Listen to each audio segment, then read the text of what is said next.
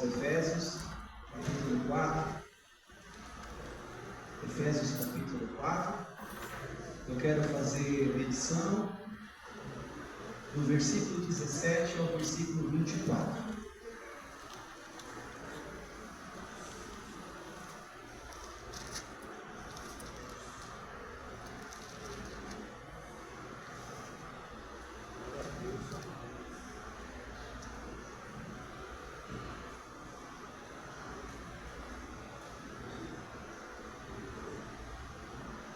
Todos acharam? Isto, portanto, digo e no Senhor testifico: não vivam mais como os gentios. Repito, não vivam mais como os gentios, que vivem na vaidade dos seus próprios pensamentos, e no seu entendimento obscurecido, separados da vida que Deus concede por causa da ignorância em que vivem,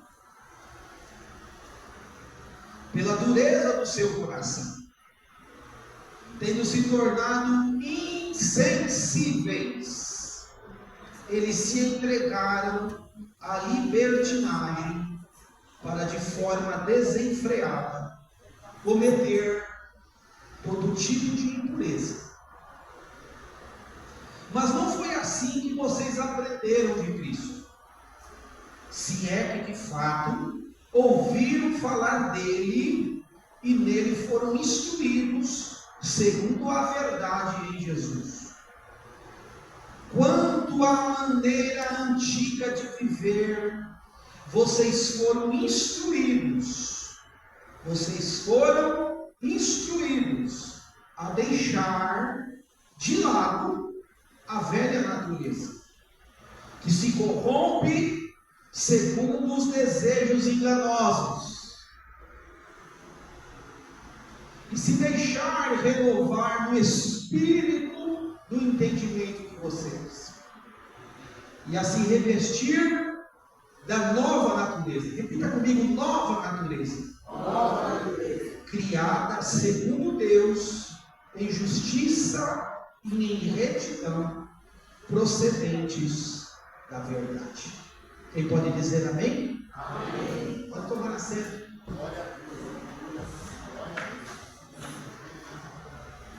Tive a oportunidade nesses primeiros dias do ano de mais uma vez ler a carta de Paulo aos Efésios, as riquezas e as profundidades que estão concentradas aqui nesse escrito de Paulo.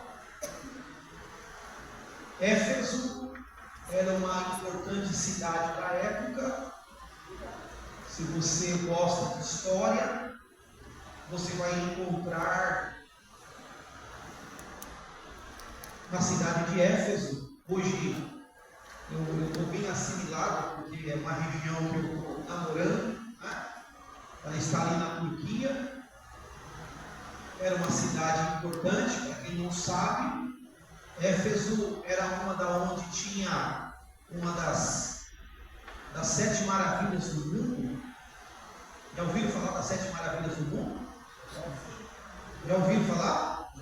Lembra da história, quando estudou história? Uma das 7 maravilhas do mundo, que era o templo da deusa Diana. Quem já ouviu falar da deusa Diana?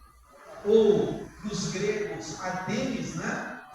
Que segundo eles era, na mitologia grega, a Diana era filha de Júpiter, com Latona, era uma deusa do panteão grego, e essa deusa, segundo a mitologia grega, era irmã gêmea de Apolo, também do deus grego. E aquela região venerava Diana, e não só aquela região. Por exemplo, para os gregos, Diana era a deusa da lua, Para os gregos, a Diana era a deusa dos animais. Para os gregos, a Diana era a deusa da natureza. Se alguém quisesse falar alguma coisa de natureza, venerava a Diana. Para os gregos, a Diana, ou Artemis, como queira, é a mesma coisa, nome diferente, nome grego e o outro não, era a deusa da caça. Né? Na Ásia Menor, a Diana, visualizada como Artemis, era a deusa da fertilidade. Se uma mulher queria ter filho e a ela era impedida, ela venerava, ela cultuava a Diana para que a sua madre pudesse ser aberta. É a mesma coisa no conceito brasileiro assim. Se a gente vai orar, pega um católico roxo, né? Tem católico roxo aqui? Se não tem, eu vou fazer um apelo depois para vocês se converter. A gente, quando pega um católico roxo na rua, você fala assim, não está chovendo. Aí um católico roxo vai dizer, vamos falar com São Pedro. São Pedro que manda a chuva descer. Alguém que de repente já está passando da idade para casar, né? Vamos falar lá, fazer uma prece para o Santo Antônio. Quem sabe o Santo Antônio abre os caminhos e a gente casa. Tem alguém aqui que já fez prece lá para o Santo Antônio, quando era catolicismo? Os gregos também tinham isso. Éfeso era uma cidade pagã. E não obstante a isso, essa coisa de venerar a Diana, tinha a questão das sacerdotisas que trabalhavam no templo, que cultuavam no templo, que prostituíam-se. Segundo elas desciam um determinado dia, descia do templo, ia para o meio do povo e se prostituía, achando que fazendo sexo adorava Diana. Imagine essa cidade. Imagine a igreja do Senhor instalada ali em Éfeso. Éfeso era uma importante cidade da época. Éfeso era uma cidade que vai ganhar notoriedade na sua época. Por quê? Porque era difícil de ser crente. E eu não estou falando de ser crente já depois de mais de 2000 anos. Eu estou falando de um cristianismo nascente. Eu estou falando de um cristianismo ainda misturado com o judaísmo. Por quê? Porque quando a igreja sai de Jerusalém, há uma dificuldade, até pelos pais da igreja, pelos apóstolos, que teve essa dificuldade de compreensão, no sentido de distinguir, de diferenciar judaísmo de cristianismo. Há quem diga, o próprio Pedro demorou muito tempo. Fica claro quando você lê lá do encontro que ele tem lá no terraço quando está orando, Atos capítulo 10, quando Deus faz descer em visão para ele o lençol e alguns animais impuros para que ele pudesse comer, e ele de maneira nenhuma queria comer, ou não iria comer, por quê? Porque ele faz uso ali do que ele havia aprendido como um judeu, como alguém que viveu a lei mosaica, que não era qualquer tipo de comida que ele comia. Eu falava disso alguns dias atrás aqui no curso de ensino. Então ele tem algumas ressalvas. A voz fala para ele, come, ele não quer, ele não vai comer, porque aquilo ia contra os seus ensinos primórdios, os ensinos mosaicos, os ensinos contidos ali, no sentido de alimentação, como era a dieta de um judeu, a diferença. Uma das coisas que me chama a atenção, quando você observa a carta de Paulo aos Efésios, a carta de Paulo aos Efésios é uma riqueza de profundidade, porque quem já não leu Efésios capítulo 6, eu vou começar de trás para frente, Efésios capítulo 6, do verso de número 10 em diante, revestirmos de toda a armadura, o célebre revestir de toda a armadura. Ele vai listar ali algumas, há quem quem diga que quando Paulo escreve esse escrito, ele está preso, visualizando um soldado romano, e ele distingue ali, faz um paralelo, uma analogia, uma forma comparativa da vida cristã, do embate cristão, como um soldado. Ele faz menção ali de escudo, de espada, de couraça, de calçado, ele faz menção disso. Aleluia. Se você observar também, no capítulo de número 4, o capítulo 4 também, no seu início, ele é uma riqueza de profundidade, no sentido de entender os ministérios da igreja. Há quem diga que aqui, no capítulo 4, Paulo não está diferenciando o grau eclesiástico. Paulo, há quem diga, há quem defenda, que ali, quando ele fala uns doutores, pastores, evangelistas, profetas, ele não está falando de grau eclesiástico, mas sim de ministérios. E mais, no início, ele aborda esse aspecto de ministérios, e ele afirma que qual é o propósito de Deus em dar isso à igreja. Ele cita um pouco mais adiante, dizendo: Deus visava o aperfeiçoamento dos santos. A palavra aperfeiçoamento é a melhoria. Então Deus dá os dons ministeriais para a igreja, para que a igreja melhore, para que a igreja seja aperfeiçoada. Quem não já se deteve no capítulo 5? Capítulo 5 é o capítulo dos casamentos, né? É os conselhos práticos do marido para com a esposa, da esposa para com o esposo. É a analogia da entrega que Paulo cita como deve ser a abnegada vida de um esposo, de entregar a sua esposa como Cristo entregou-se à igreja, no sentido de entrega total, no capítulo 5. Você vai encontrar essas riquezas. E eu pude mais uma vez, como eu disse para vocês, ler tudo isso de novo e viajar um pouquinho nisso. Mas quando eu me detive aqui no capítulo 4, me chamou a atenção, por quê? Porque quem esteve conosco nas 2 quintas que estive aqui ministrando, falando sobre quando Paulo tem um encontro com o Senhor, que as escamas caem dos seus olhos como escamas, e ele passa a enxergar, de certa forma, uma cegueira espiritual que ele vivia, quando ele tem um encontro com Jesus, quando ele entende o Evangelho, aquelas cegueiras subentendem-se que ele passa a ver. E falei também a respeito da apostasia, de apostatar da fé. Falei um pouquinho da cauterização da mente. Expliquei para os irmãos o que significa cauterizar a mente.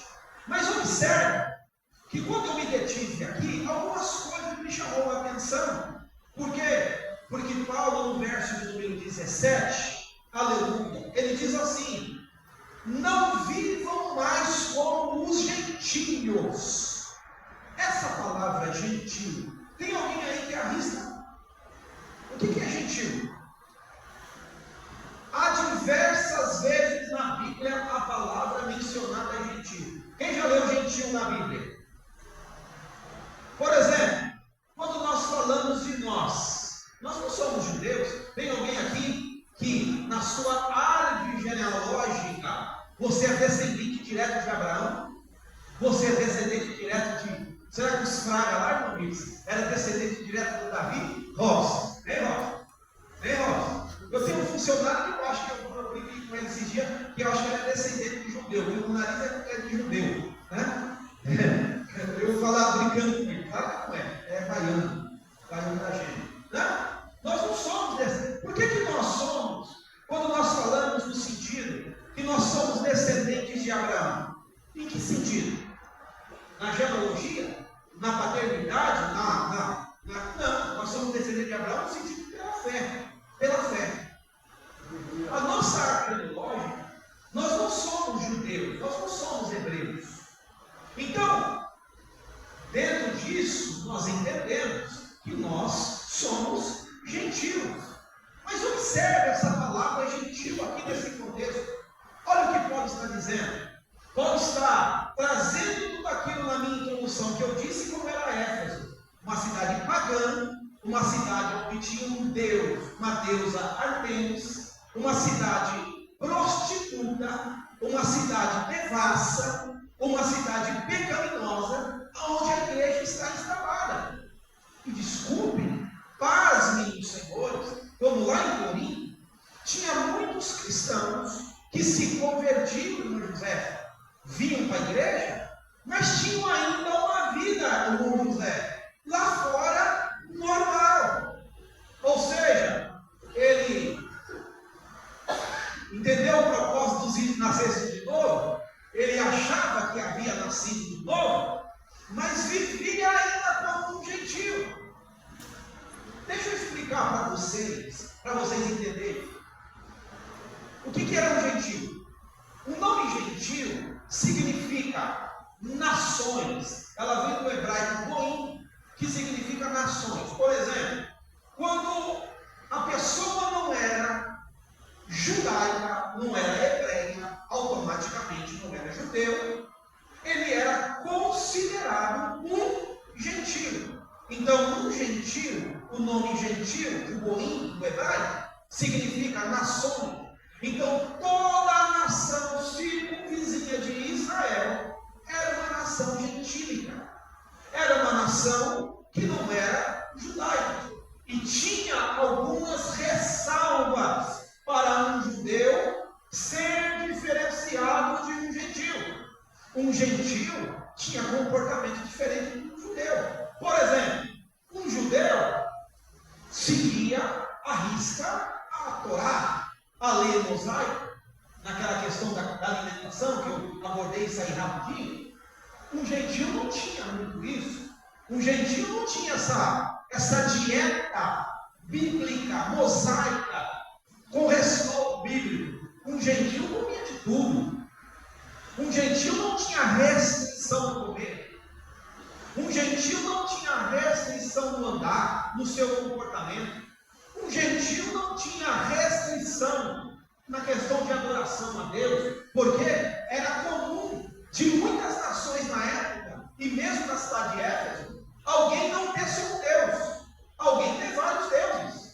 Eu mencionava aqui, em uma ministração que fiz aqui, sobre quando Elias chega lá nos Sidônios, quando Elias está lá em Seré, eu abordei para os irmãos, aquela região também, é uma região ali da Turquia, e eu mostrei para os irmãos 3 cidades ali, Sidom, aquelas cidades ali, cada uma delas tinha uma divindade. Então é comum para um gentio não ter só um Deus, e o judeu não. O judeu é um Deus, ele é monoteísta, não é politeísta. Poli, grego, múltiplos, vários, mono, um só. Um judeu só adora Deus. É bíblico, é lei mosaica. Adorará somente ao Senhor. Não tem adoração para outras divindades. É comum de um gentio, por exemplo, quando você pega lá no Egito tinha um monte de deuses. Então, automaticamente, um gentio aqui, biblicamente falando, a diferença dele para um judeu, a diferença dele para uma pessoa que servia ao Senhor como judeu, tem muitas diferenças. Então, o nome gentio significa nações. Saiu, não era judeu, era gentio, porque era de outra nação. E se ele era de outra nação, não tinha ressalvas na alimentação. Se ele era de outra nação, ele podia ter uma multidisciplina, ou podia ser politeísta, adorar várias divindades. O judeu não, o judeu é mono. Mas, deixa eu perguntar para vocês, um gentio podia se converter ao judaísmo? Um gentio, Diácono Mário, podia se converter ao judaísmo? Podia. Como que ele podia? Ele tinha que fazer a circuncisão. Aquela circuncisão no 8º dia que todo menino macho judeu fazia, um gentio, na sua idade já avançada, podia entrar no judaísmo também.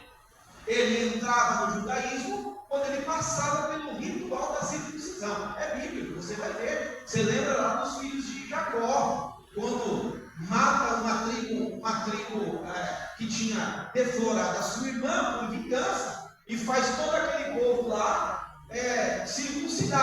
E vocês viram, leiam o contexto lá.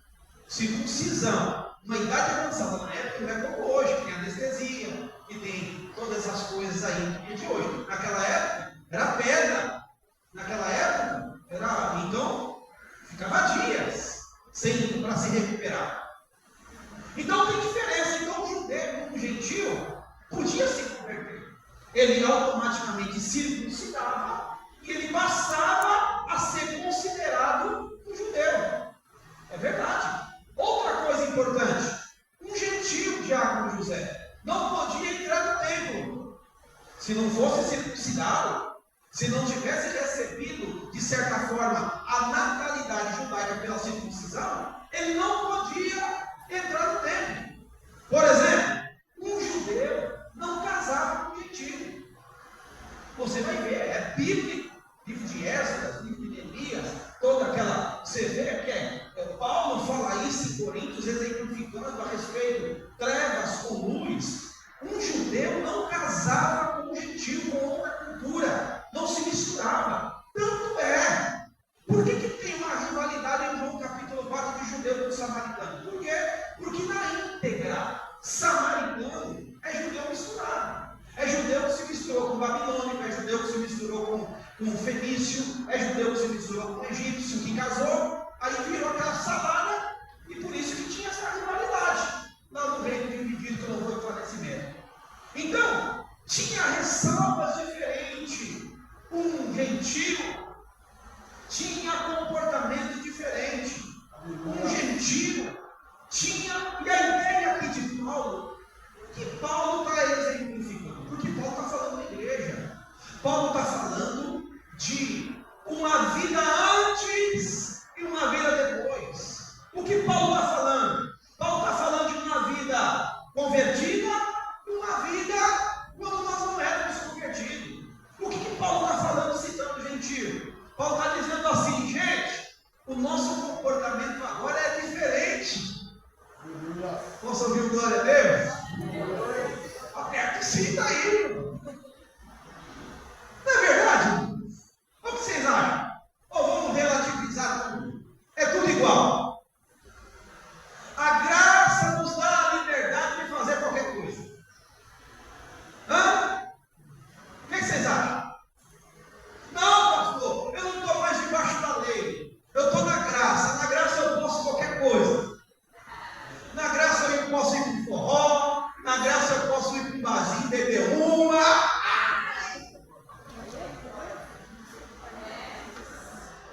E aí? O que vocês acham? Alguém vai dizer para mim, pastor, essa decisão desse hoje está muito heterodoxa, está muito antiga. Tem que atualizar. Paulo está dizendo isso, queridos. Paulo está falando aí do comportamento de um gentio, de um comportamento de alguém que é normal ele não culto a Diana, se prostituir e ir para a igreja.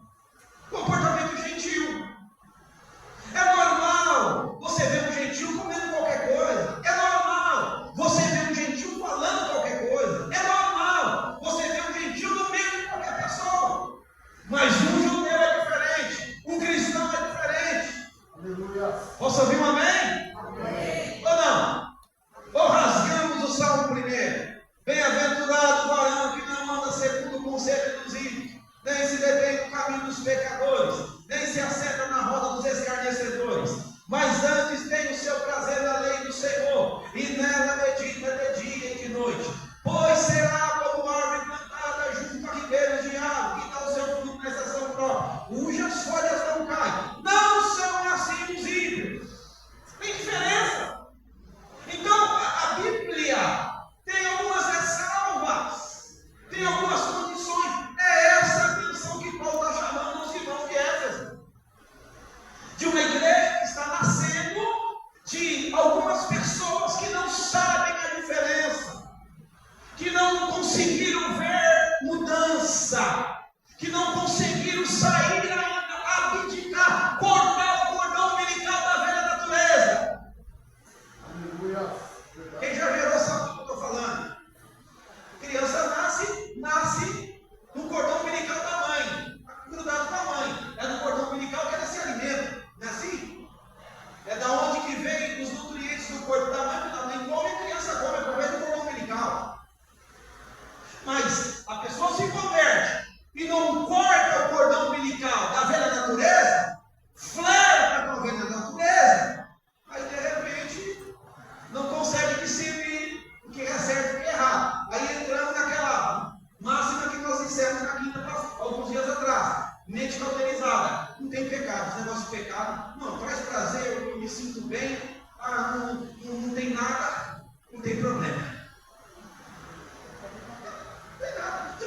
uma pessoa assim que, de repente, irmão Zé, trabalha o dia todo. Aí, de repente, cansado, tadinho, vai abrir o apetite, toma uma para abrir. Não tem problema dentro de casa? Não tem problema. Não incomoda ninguém, chega na casa dele, né, irmão? Pastor Gileno, toma lá uma, ninguém vê, de repente já fica feliz, já vai dormir, não incomoda ninguém, não tem problema. Aí você até conversa com algumas pessoas, ele fala assim, pastor, eu não tenho pecado. Um dia alguém falou para mim que isso é pecado. Eu falei para ele, olha, eu sou pastor e eu estou cheio de pecado. Quer? Eu não tenho pecado. Estava na terra dele, irmão. Então, tem diferença, querido. É isso que Paulo está chamando a atenção. E mais, a palavra gentil está em uma condição aqui de alguém que vive na vaidade dos seus próprios pensamentos. O que Paulo está dizendo? Paulo está falando de que existem pessoas inteligentes, sábias. Quem não tem? Tem pessoas sábias, cientistas. A maioria dos cientistas são pessoas ateus, que não acreditam em Deus. Mas são pessoas que nós não a desmerecemos de tamanha inteligência. Eu conheço pessoas inteligentes que não acreditam em Deus, mas que são inteligentes. Pessoa que de repente ele tem, olha a palavra paulina aqui, que vive na vaidade dos seus próprios pensamentos. Tem uma linguagem bíblica para isso, tá? Por favor, abra sua Bíblia, Tiago capítulo 4, verso 16. Deixa eu ver se tem essa tradução aí com vocês. Se não tiver, eu vou traduzir a palavra que está escrita em vocês aí. Tem uma tradução que está escrita, ao invés de orgulhoso, como na maioria, da palavra jactante. Tiago capítulo 4, verso 16. Tiago, olha o finalzinho da Bíblia.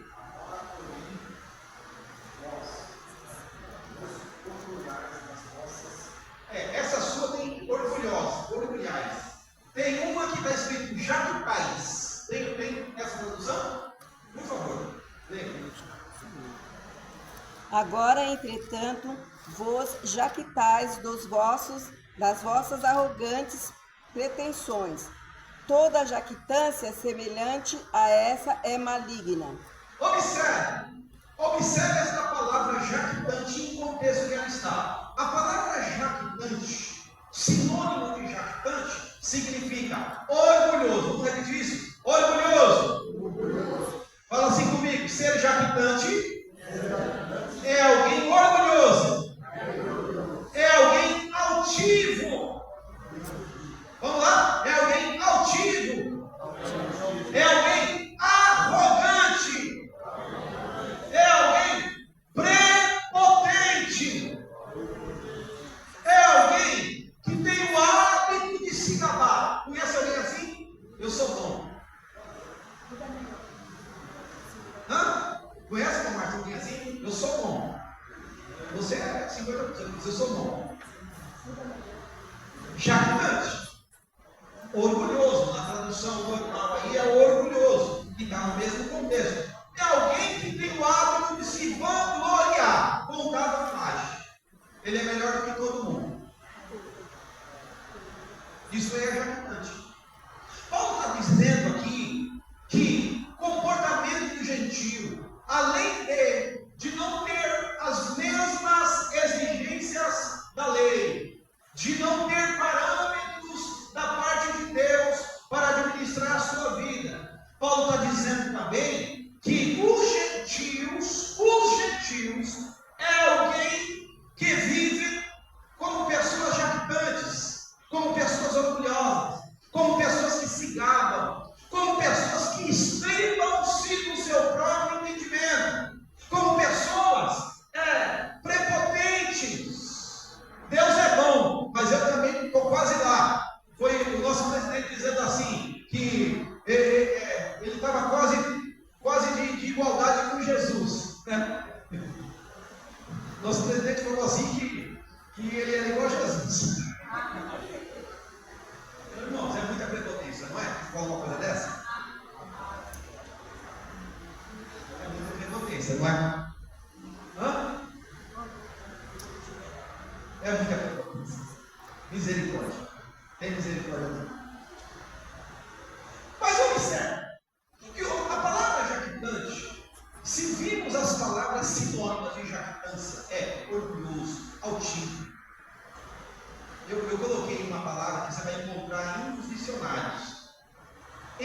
endeusado. Já viu uma pessoa endeusada, Roberto? Na sua vasta experiência de vida? Alguém endeusado?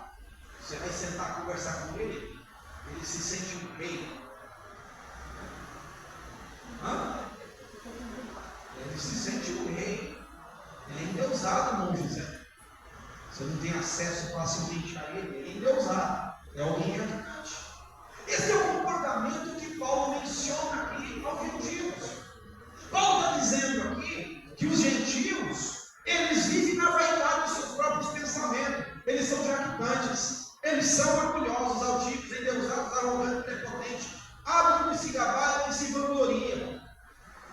Ao contrário, a palavra no português, contrário, é antônima. É o contrário. Ao contrário de jactante, é alguém modesto, alguém simples. Lembra de Jesus, Mateus capítulo 11, vinde a mim todos vós que estáis cansados e oprimidos. 11, 28. E eu vos aliviarei. Aprendei de mim, que eu sou jactante. Que eu sou orgulhoso, que eu sou endeusado, eu sou filho de Deus. Quem é que ele disse? Aprendei de mim que eu sou manso e humilde. Simples. Quando você olha para Jesus, é simples. Alguém até questiona. Quando Jesus está fazendo alguns milagres, e os judeus conhecendo da onde que ele era, a estirpe, da onde que ele tinha saído, esse aí não é filho do carpinteiro. Questionam a divindade de Jesus, questionam a messianidade de Jesus, dizendo que ele era filho do carpinteiro. Por quê? Jesus era simples. Aleluia. Jesus tinha um jeito simples para tratar com as pessoas. Tanto é que citava aqui alguns dias atrás a maneira que Jesus utiliza, ainda que não é só ele que utilizou desse modo de falar por parábola. Nós vamos encontrar diversas palavras antes de Jesus, citei algumas aqui uns dias atrás, mas ele falava de forma simples, pegava ensinamentos do céu, simbolizando pássaro, árvore, vinhedo, figueira e outras coisas que as pessoas simples entendiam. Aleluia. E a simplicidade aqui, e a modéstia, ser modesto, o que é ser modesto? Moderado. É o que a gente está cansado de ver nos comerciais. Beba com moderação. Beba com moderação.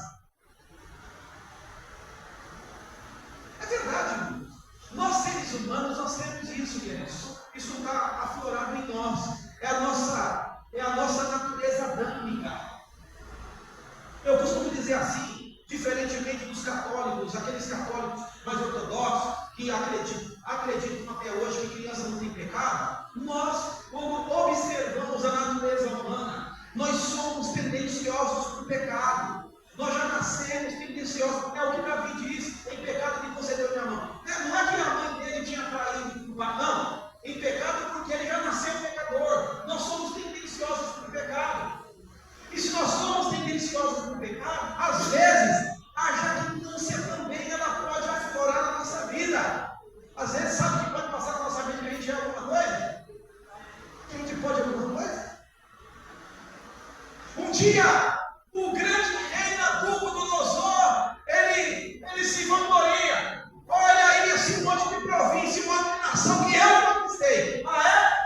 Aí a Bíblia diz que Deus tirou dele a mente. Ele vai pastar como um animal no meio do pasto e só recobra a mente quando reconhece o senhorio de Deus dos céus. Que ele era alguma coisa por causa do Senhor. É tendencioso isso do ser humano. Quando Jesus está sendo crucificado, está lá, passando lá, Pôncio Pilatos, você sabia que eu tenho autoridade para te mandar prender ou soltar? Você só tem autoridade porque o Pai te concedeu. Se não, se o Pai não tivesse te concedido, você não tem nada.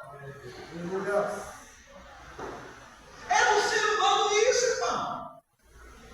É do ser humano. O poder sobe na cabeça.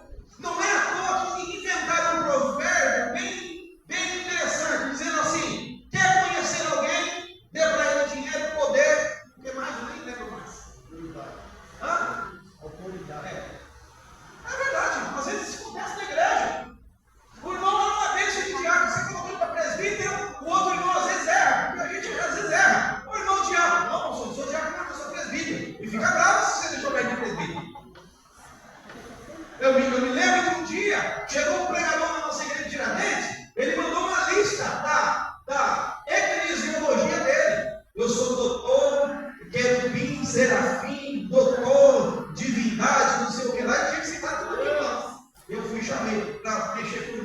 memória daquilo. Ô irmão, está conosco o irmão fulano. Para quê que eu vou falar isso? Não, pastor, eu não sou irmão fulano. Eu não sou irmão, eu citei. O irmão não chama ninguém de irmãozinho, não é por hábito. Já tem esse hábito, não chama ninguém de irmãozinho.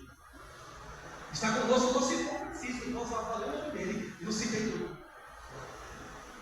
No final do culto, ele falou, pastor, você viu lá minhas credenciais?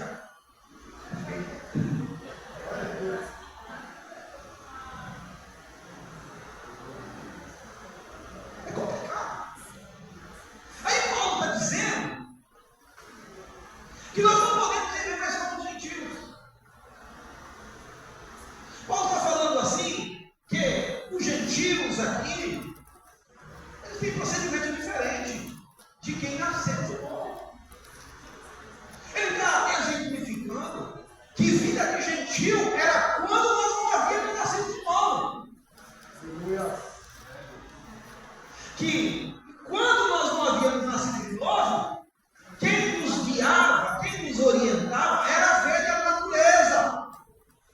Quer ver uma coisa? Abra sua Bíblia. Romanos capítulo 8, verso 7. Outro irmão, rapidinho aí. Pegue aí. Romanos 13, 14. Olha como era o governo da nossa vida quando éramos dominados pela velha natureza. Olha o que Paulo fala em Romanos.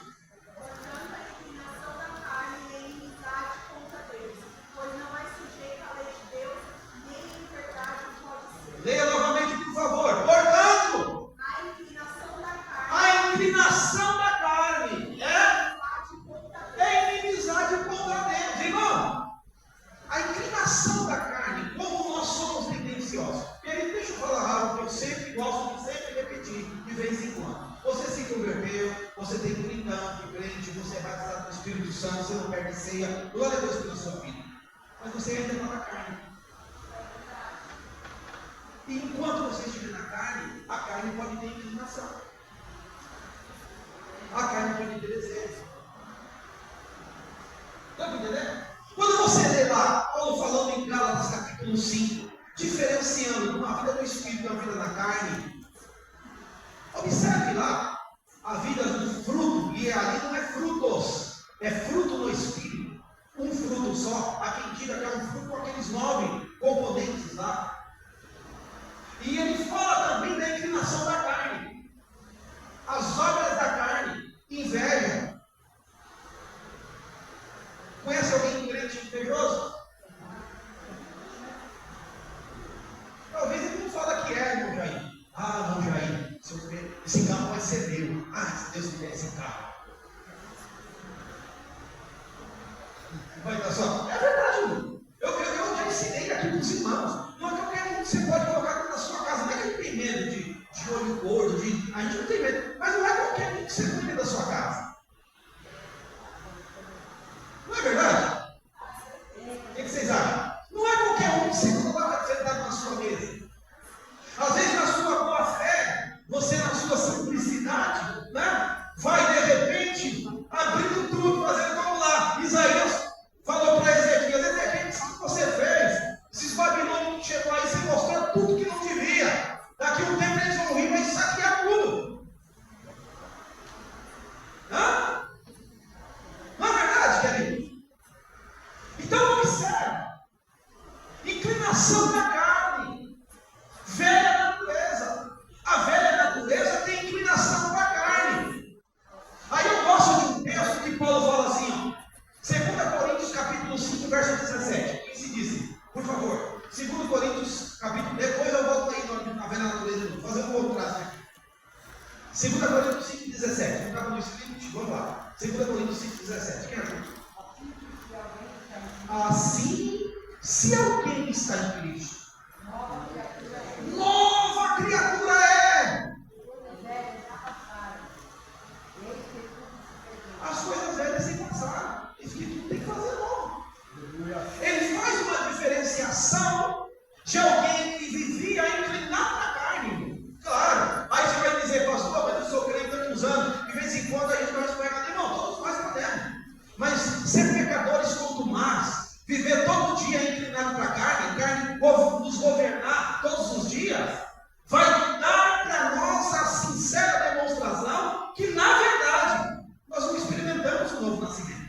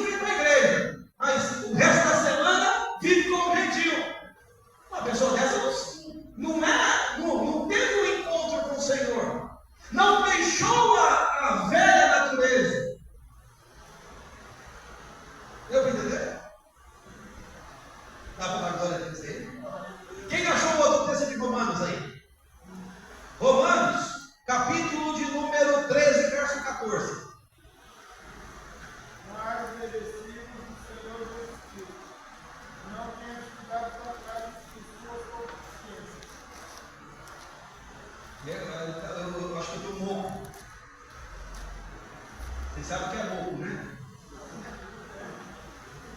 13 e 14 do Romanos, diz assim: mas revistam-se do Senhor Jesus, e não façam nada que venham satisfazer os desejos da carne.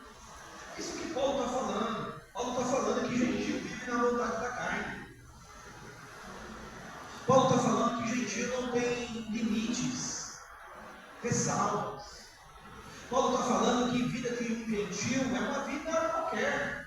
Tanto é que um judeu era ensinado, ainda que ele fazia negócios com gentil, ainda que ele negociava geralmente à porta, as negociações da época era feita à porta, tinha lá sempre na porta testemunhas, a quem diga, há escritos bíblicos que quando a palavra de confirmação de um negócio fechado, irmão Mário, a pessoa se fosse no dia de hoje, eu pegava, vou fazer esse trato aqui, tá, beleza, você leva um pé de sapato meu, era a minha assinatura. A pessoa, irmão Márcio, que legal que vai ser, vem, irmão Jair, vamos fazer um trato, vender alguma coisa assim, vamos dar a palavra, que palavra? Leve o meu sapato, eu levo o seu, pronto. Você voltar para trás aqui, eu estou com o seu sapato. Era assim, testemunha na porta da cidade. Tem escritos bíblicos falando sobre isso. Você vai ver isso. Você vai ver essas coisas acontecendo. Então, observe, podia fazer negócio com gentio. Pode fazer negócio com gentio. Mas o judeu era ensinado a não ficar muito na casa do gentio. Por quê?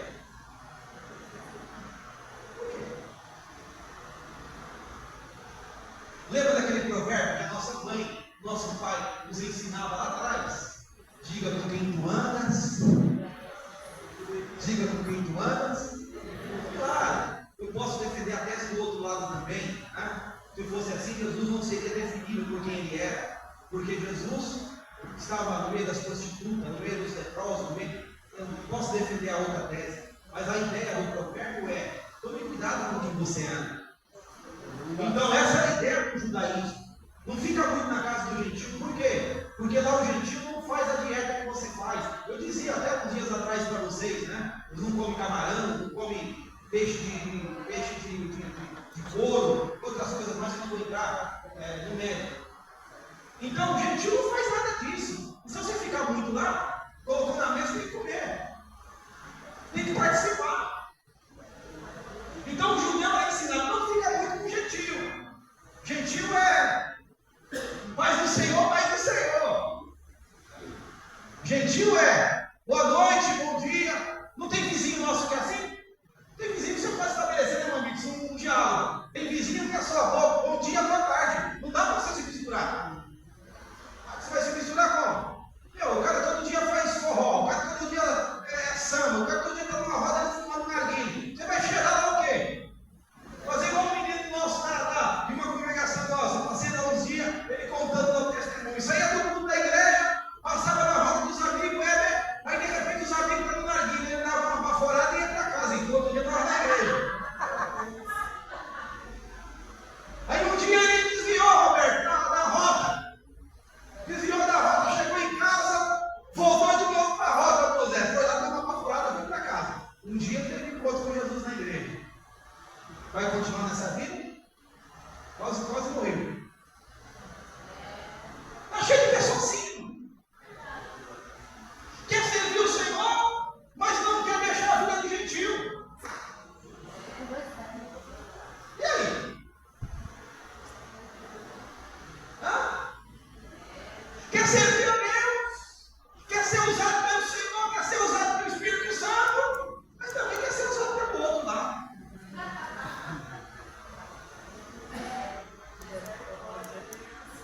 E aí?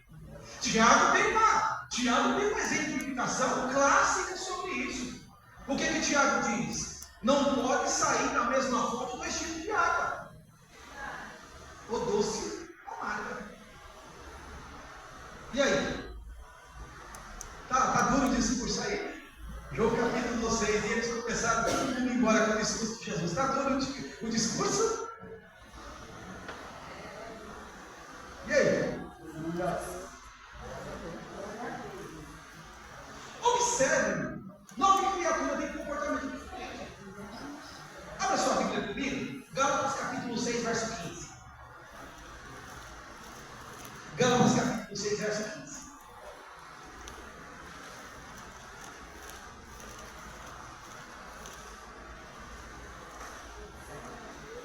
Quem achou?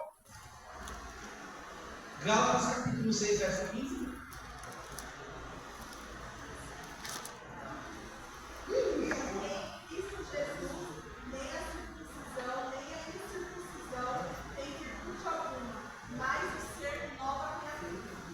Observe o que Paulo está falando, fazendo uma diferenciação já, não no ritual judaico, do judaísmo, como eu disse para vocês. Um gentio podia se converter? Sim. Como que era um gentio se convertia? Circuncisão. Paulo exemplifica que na verdade o se tornar nova criatura não está em ser circuncidado ou não ser circuncidado. Ser nova criatura está em nascer de novo. Amém, irmãos? Nascer de novo. Nicodemos, quando Jesus começa com esse papo de nascer de novo, mestre, porventura eu já velho entrarei no ventre da minha mãe?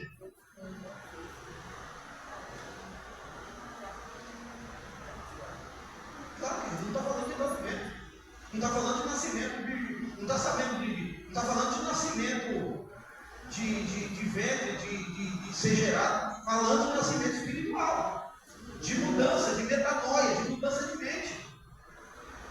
Está falando de novos comportamentos. Ô irmão, mas deixa eu falar para você que às vezes, querido, pastor, mas vai passar na cabeça alguns desejos, algumas vontades? Pode até passar, irmão. Isso só vai acabar quando nós estivermos na eternidade e sentarmos Coríntios dizendo assim: ó morte, onde está a tua vitória? Ó morte, onde está o teu aguilhão? Tragada foi a morte pela vitória. Isso aí só vai acontecer quando a gente estiver na glória. Enquanto estivermos aqui, não podemos falar isso não. É o que Paulo cita em Coríntios: quem está de pé, comigo para que não caia. É alguém, diferentemente de nós que somos arminianos, que acreditamos que nós podemos perder sim a salvação, ainda que ganhamos a salvação de forma gratuita, mas se eu não estiver nos pés da cruz, se eu não estiver mortificando os meus membros todos os dias, se eu não estiver fugindo da aparência do mal, se eu não estiver saindo das minhas vontades, porque é mesmo, irmão, eu dizia aqui para os irmãos, a gente fala um tom de brincadeira, mas às vezes aquilo que para mim não mexe comigo, pode mexer com alguém. Tem pessoa que não consegue ver o batuque, parece que toca o batuque e ele já começa. Vai chegando agora fevereiro, desvia. É verdade, irmão. Não vem, é verdade. Como eu já falei para os irmãos, tem irmão que não consegue ver uma irmã bonita. Ele pega. Tem irmão também, que às vezes pega também. Não é só homem, não. Mulher também. Como é? Irmão, você pode dizer, não é verdade? Não é? Irmão, tem homem bonito e tem mulher bonita. Tem ou não tem, né? Assim, tem homem bonito. Tem um saratão assim, bonitão.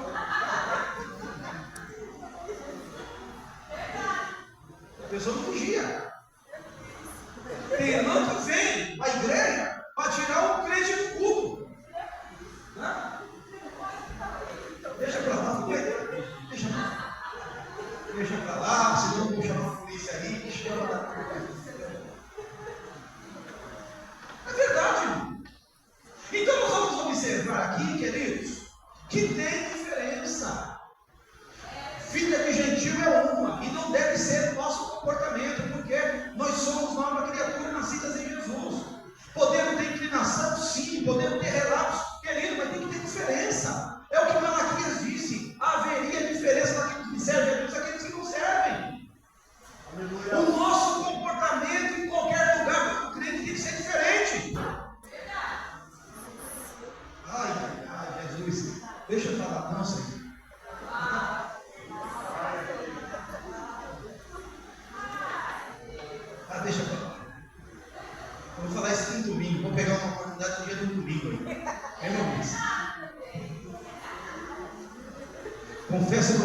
coração inclinado para a ceia. Eu falei para o Nicolas que eu ia falar até a pouco espumar. Mas eu vou deixar para outra, que na outra vai estar todo mundo aqui. Pensaram que eu esqueci? Deixa para outra. Porque Paulo, às vezes, fala isso do pastor, tá? Ele usa essa premissa de pastor. Quando cita lá em Coríntios, capítulo 7. Tem coisa que é o Senhor, não manda o Senhor, mas manda o ele. Ele fala de como pastor. E zela pelo seu rebanho. Aleluia. Então vem com essa premissa para falar. Longe de mim, atacar ninguém por mim próprio. É o que ele cita. Tem o zelo por nós. E eu vou dar conta também, se eu não falar, como diz aquele comercial da Eletropaulo, se eu sou como não falo, não tem que falar. Glória, glória. E aí? Observe no verso 18. Meu Deus, nem comecei a comunicar aqui, já foi o horário. Tendo o seu entendimento obscurecido. O que é essa ideia de obscurecido? É a ideia de alguém, é a mesma expressão de entenebrecido. É o entendimento cegado pelas trevas. É o que Paulo cita em Coríntios. O Deus desse século cegou o entendimento de muitos para que não vejam a luz do Evangelho. É alguém que vive como gentil e que tem esse entendimento, essa revelação da graça, essa natureza que tem que ser diferente, esse comportamento que tem que ser diferente, ainda não foi iluminado. O seu entendimento está obscurecido. Não foi aberto ainda o entendimento. Essa pessoa que está em qualquer lugar é o crente camaleão. Oh, glória a Deus, muito obrigado, Jesus. É o crente camaleão. Está verde, ele fica verde. Está marrom, ele fica marrom. Está preto, fica preto. Está no rap, é rap. Está no samba, é samba. Está no jazz, é jazz. Está na Lollapalooza, o que está rolando? Eu estou aí, mano. Pô. Todo gosta. E toma cuidado, tá? Porque às vezes as manifestações do Espírito Santo da igreja, eles podem pular também do nosso meio. Mas o Espírito não é carne. Toma cuidado. Nas línguas estranhas, às vezes, pode sair também, porque o diabo fala em língua.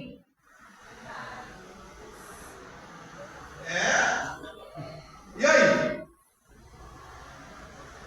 É para dar glória a Deus ou está difícil aí, irmão?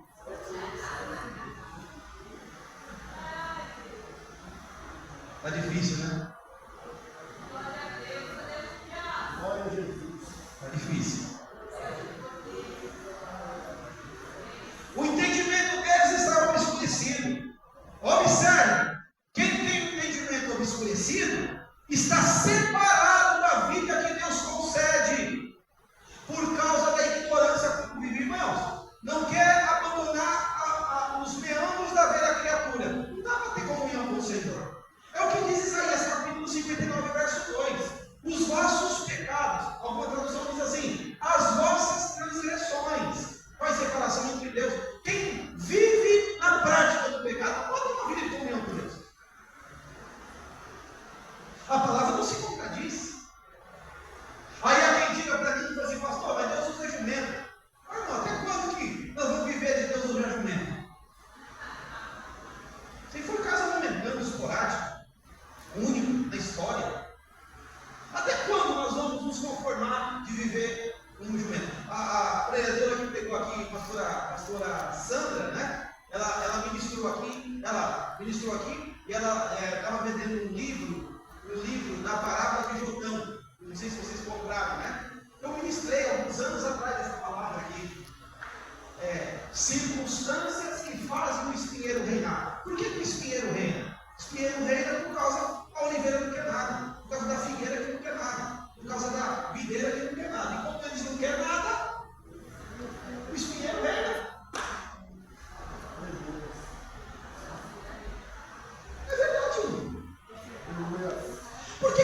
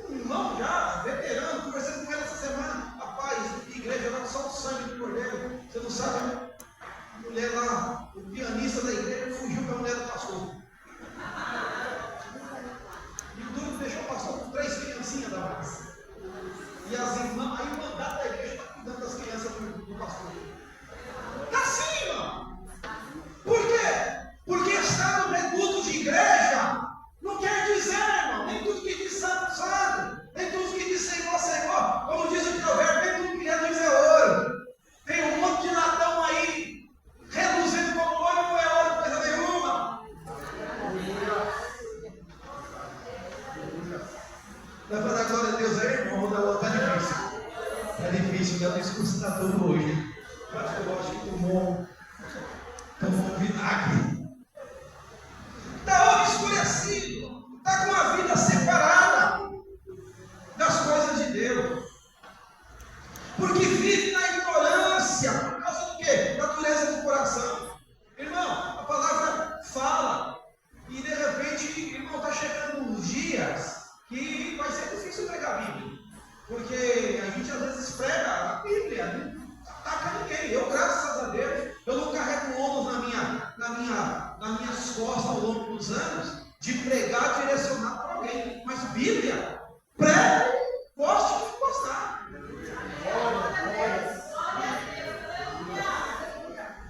Nós não temos compromisso de falar coisas que agradem. Pelo contrário, quando eu vejo uma vida marcada por uma nova natureza, a nova natureza é marcada por confronto. É Deus nos chamando mais para viver em santidade. É Deus nos chamando mais para nos aproximar mais pertinho dele. É Deus falando assim: quero mais, ora um pouquinho mais, jejum um pouquinho mais, lê mais a Bíblia. Você viu aí a longa semana profética? Deus nos cobrando no sentido de Bíblia, comer comida que sustenta, comer comida que nos dá força, deixar de comer pipoca, deixar de comer miojo. Miojo é bom de vez em quando, numa emergência, mas todo dia miojo. Ninguém sobrevive comendo pipoca todo dia. Ninguém sobrevive comendo miojo todo dia. Tem seu filho lá e leva um bom pediatra e fala assim: ó, doutor, eu chego e estou correndo em casa dando miojo para a criança. Ele vai te bater. Entre aspas, né? É verdade. São a verdade. É o que disse um dia Jesus: conhecereis a verdade e a verdade que liberta. Verso 19, já estou encerrando. Tendo se tornado insensíveis. O que é uma pessoa insensível? Que não tem sensibilidade. Que sensibilidade que Paulo está falando? Sensibilidade de entender as coisas de Deus. Sensibilidade de escutar a voz de Deus. Sensibilidade de começar a entender a vontade, a perfeita e a boa e agradável vontade de Deus para a nossa vida. Alguém que vive como gentil não tem essa sensibilidade, são insensíveis, a palavra que Paulo utiliza. Quem vive com o comportamento de gentil, quem ainda vive nas práticas da velha natureza, quem ainda não se libertou do mundo, quem ainda anda, o cordão umbilical ainda com o mundo, é insensível. Vai ser difícil escutar Deus no culto de oração. Vai ser difícil você lá numa madrugada escutar o Senhor te direcionar para alguma coisa. Vai ser difícil numa hora que você abrir a Bíblia sozinho e Deus abrir. Vai ser difícil. Por quê? Insensível. Coração duro. Aleluia. Visão que só enxerga o que está na ponta do nariz. Sentimento orientado por aquilo que a carne sente, por aquilo que você acha. É alguém que é insensível. Aí quando eu vejo esse Paulo falando, um dia ele está orando a Deus, e de repente ele está querendo atravessar e ir para a Espanha. Aí ele está orando ao Senhor. Olha a sensibilidade do homem. E ele orando ao Senhor, e de repente, na visão, apresenta para ele uma Macedônia e fala assim: atravessa a Macedônia e nos ajuda. E ele entende que não era para ir mais para além, era para atravessar e fazer o que o Senhor estava lhe ordenando. A sensibilidade de um homem que está dentro de um navio, sendo levado preso rumo a Roma para morrer. De repente, já por muitos dias os homens não comeram naquele navio, naquela embarcação. Você vai ver na íntegra no texto lá de Atos capítulo 27. E de repente todo mundo desesperado, jejuando, porque ninguém comia. Comia o mar, bravio, colocava para fora, então ninguém estava comendo, todo mundo em jejum.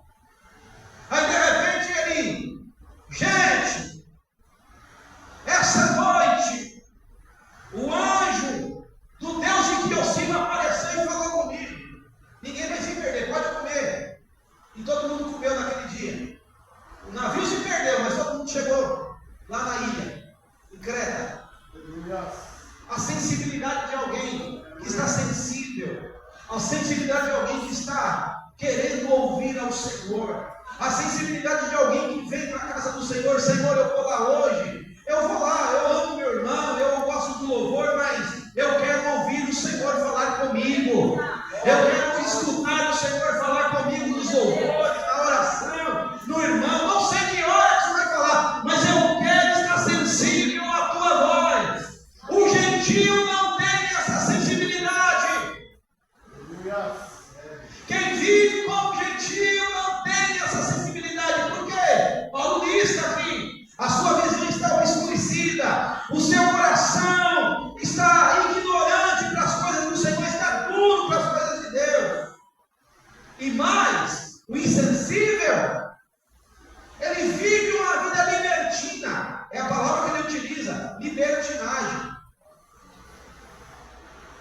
E ele fala de forma desenfreada. E mais, para cometer todo tipo de impureza. Traduzindo, impureza, pecado. Tudo eu posso, estou na graça. Tem diferença do gentio? Deve ter diferença da velha natureza e da nova criatura? Sim ou não? Tem ou não tem? Temos que nascer de novo, sim ou não? E nascer de novo quando? Claro, é muito importante o dia do meu batismo. É muito importante o dia que eu passei pelas águas. Mas batismo não tira pecado de ninguém. Como alguém disse para mim esses dias, né? Para mim batizá-lo no rio. Eu não tenho problema, eu vou até batizar a pessoa no rio. Mas não gosto do tanque. Porque coitado do que batiza por último. Porque vai batizando e vai ficando cheio de pecado as águas. E quem batiza por último pega todos os pecados. Foi a fala da pessoa para mim. Eu falei assim, gente, será que tem gente que pensa assim? Ainda tem. Batismo é um marco, é a minha fé pública. Mas a briga diária é todo dia. É todo dia a minha carne eu vencendo ela. É todo dia o pecado, como diz o escritor dos Hebreus, me rodeando. Como um embaraço no meu caminho, eu vencendo ele. As tentações eu vencendo ela. É todo dia. E não vai acabar, meu irmão. Você pode ter 20 anos de crente, 30 anos de crente, você pode ser diácono, presbítero, pastor, ancião, querubim, serafim. É todo dia. Por quê? Porque até no céu teve isso. O pecado não começa aqui na terra, o pecado começou no céu. Ouvimos esses dias atrás uma boa palavra do irmão Bruno sobre isso. Até o pecado começou no céu. E ai de nós, irmãos, não dá para ser jactante. Vamos ser modestos, vamos ser humildes, vamos pedir um conselho e nos aconselhar do que Pedro escreveu na epístola. Sujeitar-nos, pois, a Deus, resistir o diabo, e ele vai fugir de nós. Vamos seguir o conselho da Bíblia. Tem algumas inclinações ainda, está brigando com a sua carne, tem alguma coisa que você não está conseguindo ainda. Posso falar? Posso falar? E na boca para falar. Que tem de crente viciado na novela, meu irmão. Já.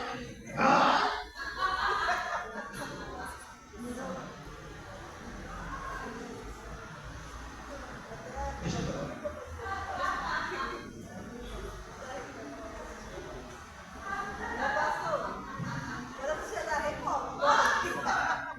Tem umas aí, o pastor é só da Record.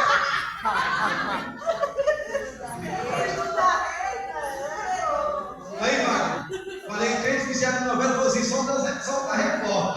Jesus. Queridos, vamos continuar firme com o Senhor. Os dias são maus, né?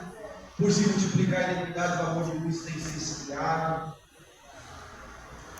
Às vezes por querer manter um padrão, às vezes por olhar a Bíblia com esse prisma, você pode às vezes ser mal compreendido por alguns, né?